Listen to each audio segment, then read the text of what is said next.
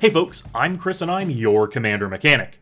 It's Budget Battle Box Week. If you aren't familiar with this concept, every year I take the summer set and build a series of 4 $50 budget decks, all tuned to be played against each other. This is perfect to carry around for game nights where you may want to play Commander unexpectedly, or for teaching new players how to play Commander, or for lending people to play.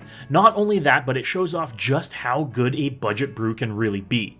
We often get swept up in big, splashy, expensive cards we have access to in our format, but it's not hard to make a really strong deck on a strict budget. Today's budget brew is Jon Irenicus Shattered One. This 4-mana 3/3 blue-black elf wizard reads, at the beginning of your end step, target opponent gains control of up to one target creature you control. Put 2+1/+1 counters on it and tap it. It's goaded for the rest of the game, and gains this creature can't be sacrificed. Additionally, whenever a creature you own but don't control attacks, draw a card. This is really interesting and a unique commander. You want to give opponents gifts the way that Blim, Comedic Genius, or Zedru the Great-Hearted does, but only creatures. And the clause that these creatures are goaded and can't be sacrificed is excellent, because even if Jon gets taken out, his evil minions survive to do your bidding. Being able to have multiple double agents on board that all must attack is great, because they all refill your hand on attack and start trouble with your opponents, ticking down life totals. For this brew, I've packed the list with dangerous double-edged swords that you want in your opponent's grasp, like Phyrexian Soulgorger. The fact that it can't be sacrificed to its own ability means you could be locking down someone's board if it lasts long enough. Creating zombie tokens is important to this deck too. Disposable, throwaway bodies are perfect gifts for your opponents and can represent a real clock.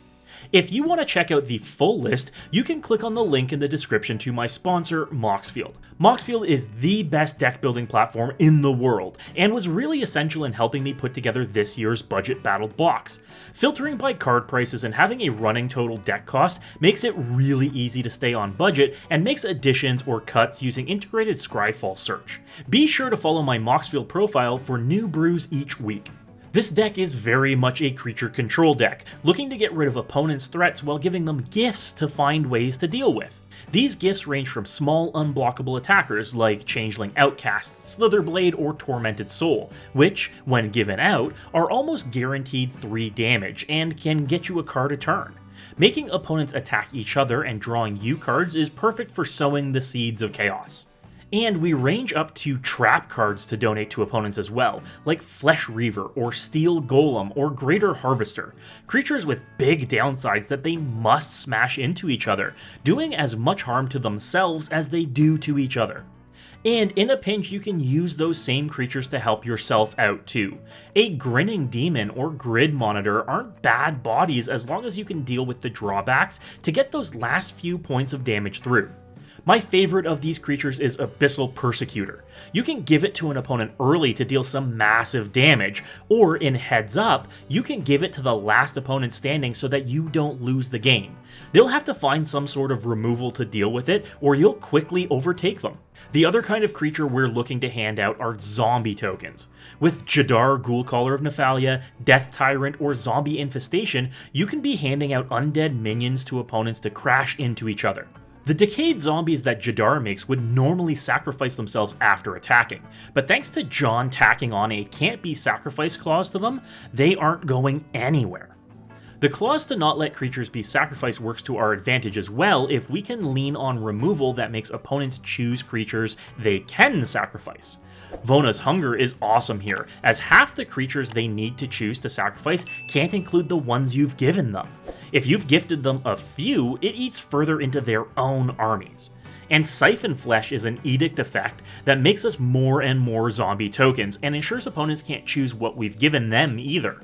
Naturally, in a blue-black deck, it means our interaction is excellent. Delay and Negate help interact with spells that may work to set us too far back. And targeted removal like Drown in the Loch, Infernal Grasp, and Run Away Together mean we can pick and choose threats that get to survive on the board. Opponents dance to our whims here. Now, unlike other decks in the battle box, we lack ramp options, so we have a few of the better mana rocks in this list. Ever-Flowing Chalice, Talisman of Dominance, and Midnight Clock all act as excellent rocks to fix mana, ramp ahead, and provide a bit of utility. Speaking of utility, there are a few really excellent pieces in this list, like Strionic Resonator. We can use this to copy Jon's triggered ability and donate 2 creatures at the end of turn, stoking the flames and drawing us more cards too. Let's not forget ways to protect ourselves either. Propaganda is a great way to dissuade opponents from turning their attentions to us and really helps against the other battle box decks that seek to go wide with creatures. We also have some reanimation effects to get back some of the stronger creatures if they manage to be dealt with. Victimize and Persist can help make sure that a threat dealt with isn't gone forever. Versus the other decks in the battle box, we have some unique strengths. Against Abdel Adrian, we face a unique problem in that we can't really gift them our creatures. The deck will just blink them and send them back to us. So it's important to save up removal and interaction to ensure your other opponents can send the gifts you've given them over there. Also, with the volume of single target removal you have, you can prevent some of Abdel's blink shenanigans by removing him in response to his enters the battlefield effect to blanket. Play the interaction game. Against Raga Draga, it'll be important to get some of the sacrifice-centric creatures onto his board. The deck wants to go wide, but not with tokens, with mana dorks. This means he'll have to be casting real spells and sacrificing real creatures to keep up with your effects. Board wipes will be important here too. Crippling Fear and Aetherize can set Raga Draga back to the Stone Age for a few turns and buy you some time. And versus Baba Lysaga, your double agents can't be sacrificed to her abilities, much to her chagrin. Make sure to deal with her life total as much as possible before it gets too out of control. And keep an eye on your life total too. There are very few ways to reset your life in this deck.